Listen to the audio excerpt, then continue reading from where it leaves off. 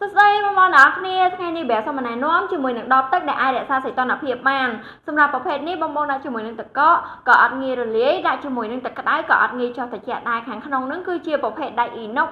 304 ដែលប្រើប្រាស់យូរអត់ធំក្លិនអត់ឡើងច្រេះទេបងប្អូនមើលជាមួយនឹងការ design រូបរាងនេះណាបងប្អូនអាចដាក់ជាមួយនឹងក្នុងឡានអីបានទៀតសម្រាប់បាតខាងក្រោមនេះគឺរាបស្មើចឹងបងប្អូនចង់ដាក់លើតុដាក់អីគឺអត់ខ្លាចកពប់ទេជាមួយនឹងគម្របជាប្រភេទជ័រស្វិតជ័រស៊ីលីកូនដែលប្រើប្រាស់ទៅអត់ខ្លាចប៉ះពាល់ជាមួយនឹងសុខភាពហើយគម្របនេះគឺបិទចិត្តបានល្អខ្លាំងមែនតើនៅពេលដែលដួលអីគឺអត់ចាំបាច់ខ្លាចថាកពប់អីទេចឹងនៅពេលដែលបងបើកជាមួយនឹងគម្របមកបងឃើញជាមួយនឹងកំប៉ុងបឺតមួយជាមួយនឹង logo ខាងក្នុងហ្នឹងដែលគេដាក់ថាដែក304អញ្ចឹងសម្រាប់កំប៉ុងបឺតហ្នឹងគឺបងយកមកដោតជាមួយនឹងកន្លែងនេះហើយបងមើលជាមួយនឹងកំប៉ុងហ្នឹងវិញ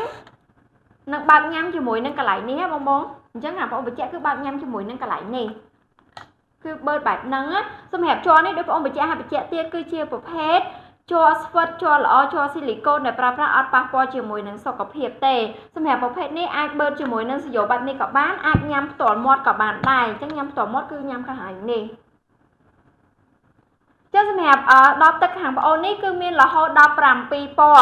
អ្វីដែលកាន់ពិសេសគឺមានដៃយួរទៀតភ្លេចប្រាប់បងតែមានដៃយួរស្អាតខ្លាំងមែនតើបងអាចកាន់យកទៅណាក៏បានដែរចឹងកុំភ្លេចដាក់ការកម្មក្នុង page Black Cambodia ណាបងអរគុណច្រើន